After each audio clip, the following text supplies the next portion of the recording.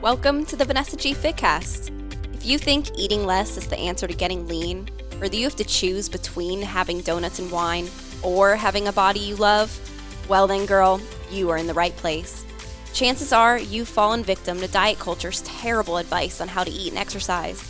But don't worry, this podcast is going to bring you actionable information so you can start transforming your body without giving up your life. I'm Vanessa Gillette, founder and head coach of Vanessa G Fitness and Nutrition. This podcast was born from my passion for helping all women create bodies they feel confident in. Thank you for tuning in and trusting me to support and guide you. Now let's do this.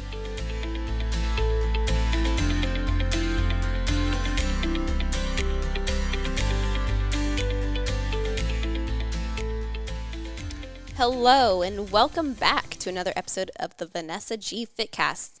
Today, we are going to share with you the 6 secrets to fat loss that I wish someone had told me before I started my own fat loss journey so many years ago. But I had to learn all of these the hard way. And you know what? If I had just understood these 6 rules, then I would have reached my goal so much sooner. So lucky for you, my dear listener, you're going to get to learn all of these today, and hopefully you won't have to make the same mistakes I made. All right, perfect. So let's do some nutrition learning. Today we are discussing the 6 secrets nobody told you before you started your fat loss journey. So number 1, you can lose weight eating all the foods you enjoy. It just takes a calorie deficit. What the heck does that mean? All right, so I used to think that to lose weight you had to just eat quote unquote clean.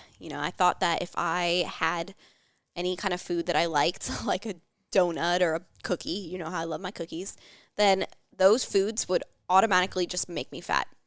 I felt like, okay, if I have one cookie, then boom, the diet is off. Like I have messed up, I have failed, I am terrible, and now I'm going to get fat forever because I ate a cookie and cookies make you fat, right?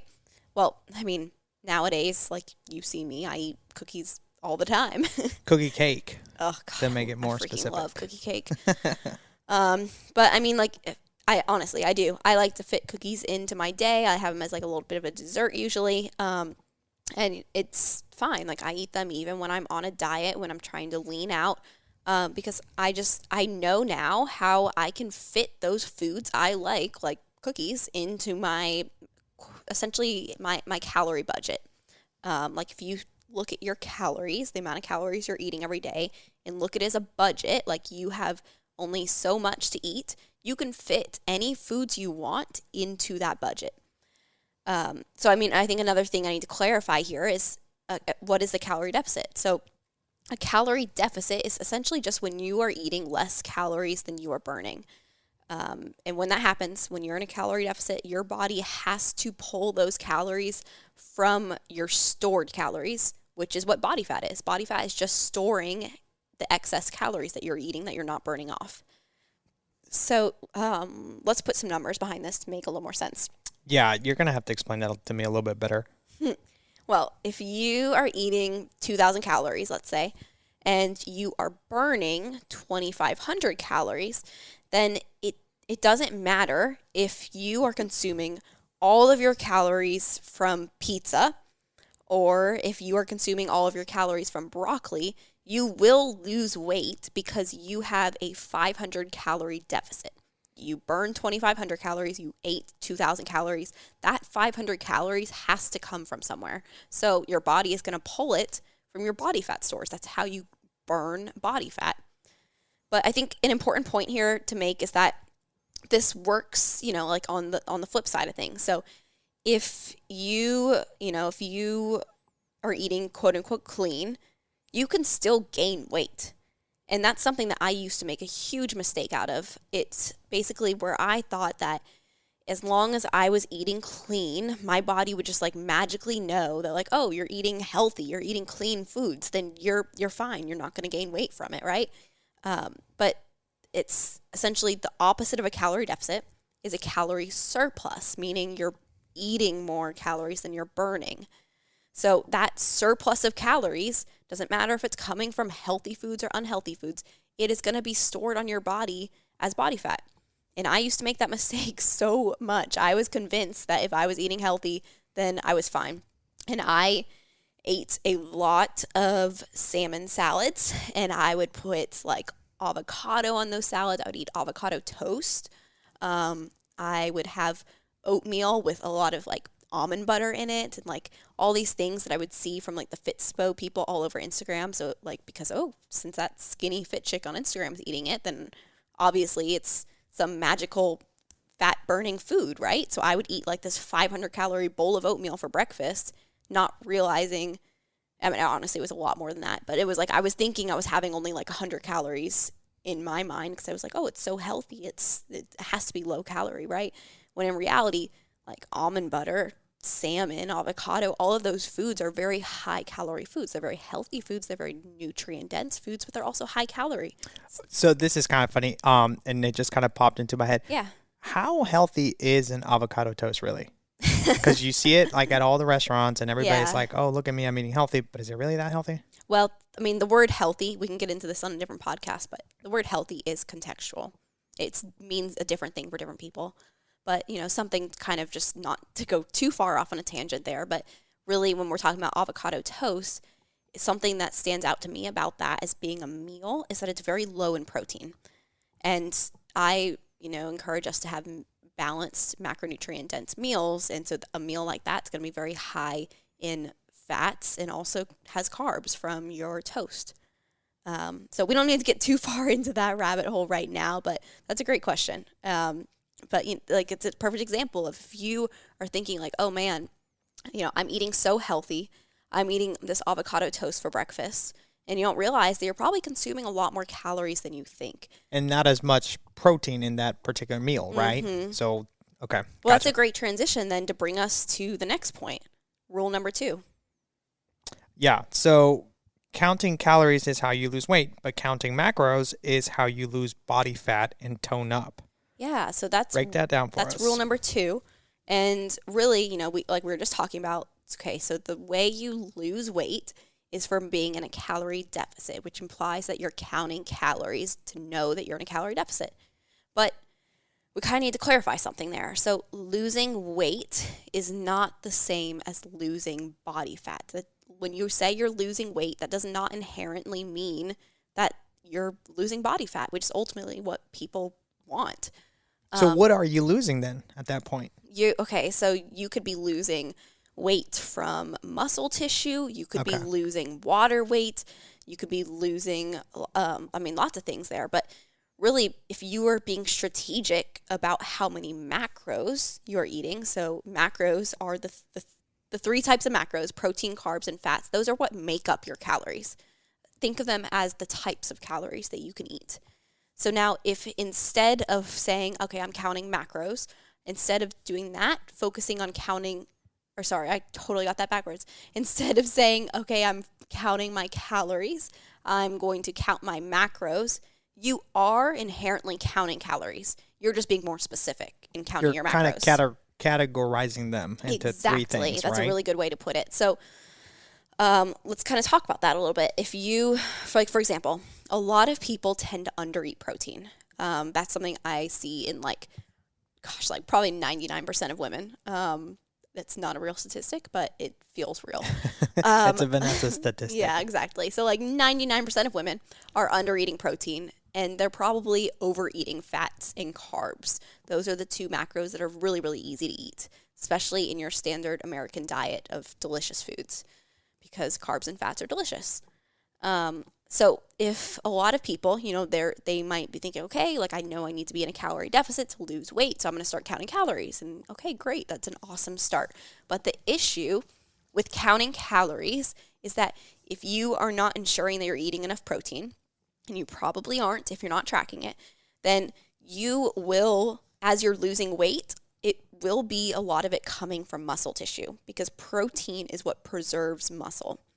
So if you put your body into a calorie deficit, meaning it's going to have to pull those calories, that stored energy, which is calories, it's going to have to pull it from somewhere, your body would rather get rid of muscle tissue than body fat. It's an evolutionary response. It's a protective mechanism. Think of it this way, if the pandemic got really, really bad and the world just went crazy and like all technology and food and everything like disappeared and you were fending for yourself. In actuality, if we were in a world of starvation. So we went back to being cavemen, basically. Yeah, exactly. So if we went back to being cavemen, ironically, the more obese people would survive longer because they have more body fat to survive off of. So they could starve themselves for a lot longer periods of time and be perfectly fine, as opposed to the people with a lot of muscle tissue. So think of like your bros in the gym who are just like jacked and ripped. They would die really fast because their muscles burn a lot of calories and they have low body fat percentages. So their body doesn't have any body fat to burn. So they're going to starve really, really fast. Interesting. Okay. Yeah. So basically what I'm getting at there, long story short, is if you are not tracking your macros, you don't know how much protein you're eating. If you see the weight on the scale going down, it's likely that a good percentage of that weight is from muscle tissue, not body fat, which is going to ultimately make you look, what people call skinny fat. Okay. And as far as like what your clients see with you, you for the most part recommend counting macros, right? Oh, yeah. Okay. Majority of my clients count macros. If nothing else, at some point, I think everybody should count macros because it teaches you so much about your food. Like another thing, okay, so a lot of people, the keto diet is very, very popular. The keto diet is a low-carb diet, meaning you eat a lot of fats, not a lot of protein, and almost no carbs. So what happens when you do that is you start to lose a lot of water weight really, really quickly because carbs is stored with a lot of water in your body. So if you restrict your carbs, then you're going to instantly lose a lot of water weight in your body. So like you're going to see the scale drop really fast. Like you're going to hear that girl in your office that's like, oh my God, I started keto and I lost 15 pounds in 1 week. And you're like, oh my God, then the keto diet is magic. Like I got to do that too. I need to try it. Yeah. No. So, okay. You physiologically cannot lose that much body fat in 1 week. That it was at least 90% from water weight, which doesn't affect how you look. It just makes you feel really crappy. Gotcha. Okay. I think I get it, but I might need to ask you again down the line, which is, I think, totally fine. All right. So point number 3, slow is fast when it comes to losing weight. You don't want to lose more than 1 to 2% of your body weight per week while dieting. And you kind of touched on that just a tad bit.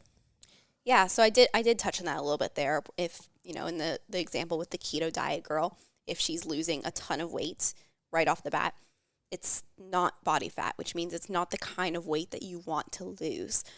So like you can do the math, if you take whatever is 1 to 2% of your body weight, that should be the maximum you ever see go down in the scale in a week. If you are losing more than that, you're just losing water weight, and it's not very healthy to lose water weight. You end up feeling really, really crappy. It affects your ability to exert yourself in the gym. So if you are also doing any kind of working out, you're not going to be able to work out as hard, which is in turn just going to affect your results as well. It's going to make you feel crappy. You're going to have a lot of brain fog. You're not going to be able to show up well at work.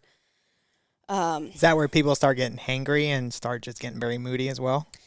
Yeah, sort of. That can be from a lot of different things, right. But really just like the point here is that slow is fast when it comes to weight loss. It's a lot like, watching your weight go down. It's a lot like watching the stock market. Like you're going to have, if you've ever seen a graph of stock market where it's like, okay, 1 week your stock falls really fast and then you're like, oh my God, it's going bad. And okay, that's a terrible example. Let's not talk about stock because nobody here cares about Shout stock. out to the GameStop guys that just made a ton of money on that stock, but that's another story. Yeah, nobody cares about that. Okay, so let's talk about, it's like watching TV. If somebody recommends a Netflix show to you and says like, oh my gosh, this show is so good, and you start watching it and it's not going so well. Like it's like Game of Thrones. When you told me I needed to watch Game of Thrones, that was a few years ago, but I was like, I've tried watching it. It's not good. I'm just like, no. But anyway, I stuck it out. I made it through season 1 and all the bloody gore and whatever. And then it started to get better. And then it just started to get a little better. And then every once in a while there'd be like an episode that I was like, this is just a little too much. I'm not so sure, but I'm going to stick with it. I'm going to trust that it gets better. And then it did. It's a lot like that with your weight loss. Like your weeks are like those episodes. And shout out to the podcast we listen to every morning, Justin Sua, his saying is a little by little, a little becomes a lot. So shout out Justin Sua on that one. Yeah, so basically like with weight loss, if you are losing a little bit of weight every week, it can be kind of like, well, this isn't, with the effort I'm putting in here, it doesn't feel like I'm getting anywhere. Just trust the process, stick it out the way you stick out a TV show that your friend recommended to you, and it will over time become a lot. Just Okay. some weeks you may not lose any. Some weeks you're going to lose a lot. Some weeks you're going to lose little. You'll get there. It all adds up over time. Cool. I like it. All right. Number 4, cardio helps with weight loss initially, but can make it harder over time. Lifting weights is a better investment of your time if you want to change your body composition. Yeah. So, so many girls are come to me thinking like, oh my God, I need to do more cardio to lose weight, right? Well, wrong. Honestly, as you get fitter from cardio and your endurance improves, you get better. Let's use running as an example. If you're running a few times a week, initially when you start running, you're going to lose some weight from it. But your body becomes efficient at it. So as the running feels easier and you get just overall your endurance gets better, the running doesn't feel as terrible and awful and hard anymore. That's because your body's getting better at it. And what does that actually mean when your body's getting better and more efficient? It's learning to burn less calories from the same stimulus of running. So for that example, if you run a few miles every single day, like you would think that would be like a great way to lose weight, right? No, because over time your body just adapts to it, and now you're putting all this work and time into running a few miles every day, and you're getting like no response. You're burning hardly any calories, and that takes us back to point 1, that to lose weight you have to be in a calorie deficit. But on the other hand, if you're building muscle, so if you are lifting weights, which builds muscle burns calories at rest, which means that essentially just walking around your normal daily life, the more you lift weights, the more calories you're going to be burning, which means you get to eat more pizza and donuts. And that's Love a it. good life. So is cardio bad, or should you do a little bit of both? Cardio, it's conditional. So it depends on the person, the goals, the situation, but it should never be overused. It's a tool. And as long as you're not like an endurance athlete where you need to have a certain level of cardio, but if your goal is just weight loss, if you're just like coming to me like, hey, I want to feel better in my body, I want to love the way I look in the mirror, then cardio is not going to be a tool we use right away. Interesting. We're going to work on building muscle so that you become a calorie burning machine. Cool. Yeah, I definitely did not know that. All right. Number 5, invest in a good coach sooner than later. You don't get a medal for trying to go at it alone, and you certainly don't get there any faster. Any good coaches you recommend? All right. So I wrote that rule number 5 because, God, this one is so true to my personal experience. I started out on my weight loss journey just completely trying to go it alone. That right there was mistake number 1. The truth is, I was just afraid to ask for help because I didn't really want to admit out loud how much it mattered to me that I didn't like my body. I didn't want to acknowledge that I wasn't happy in my body. And you know what? By not telling anyone that I wanted to lose weight, I was giving myself an out. There was zero risk if I failed. Nobody knew because I hadn't told them. I could just give up if it got too hard, and nobody would ever know that I failed. So right there, that's like major mistake number 1. But for me, eventually I did, get out of my own way, and I decided to hire a coach. But I started out shopping for a coach entirely based on price. Actually, my very first nutrition coach, I didn't even pay her. I traded services with her. Like, she offered to coach me in exchange for me helping her with her marketing, because remember, I was working for an advertising agency at the time, so that was my thing. But, that was a big mistake as well. So I had no stake in the game still.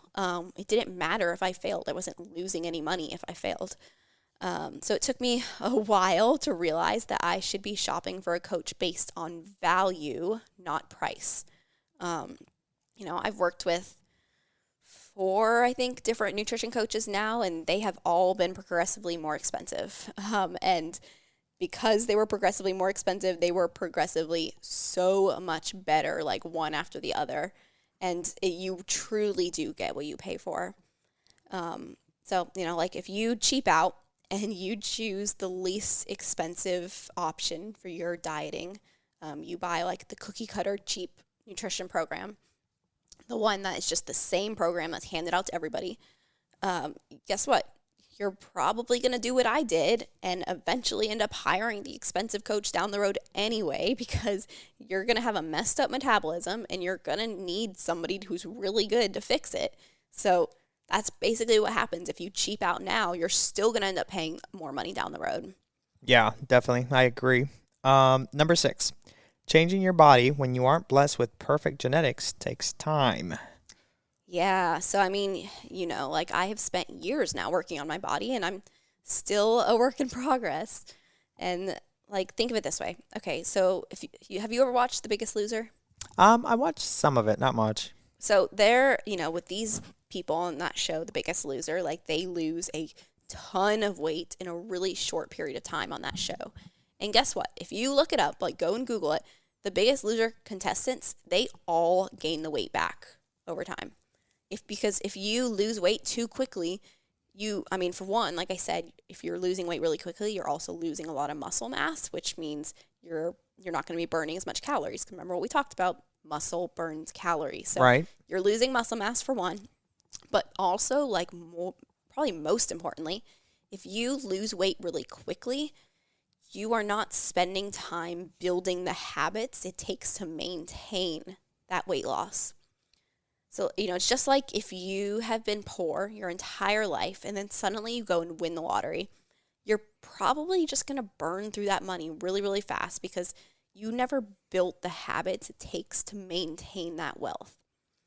The process of creating wealth, essentially, is also the process of building the habits it takes to maintain wealth. The more money you make, the more responsible you become with your money. It's the same thing with weight loss. Like the process of losing weight sustainably, so like slowly over time losing your weight, you're building the habits that you need to keep the weight off. That's the secret to sustainable weight loss. It's patience, basically. Yeah. So, it just, if you take nothing else from this, rule number 6, like if you are trying to lose weight, just understand that it will probably happen slower than you want it to. Just don't give up. Yeah, it definitely does become very frustrating at times, that's for sure.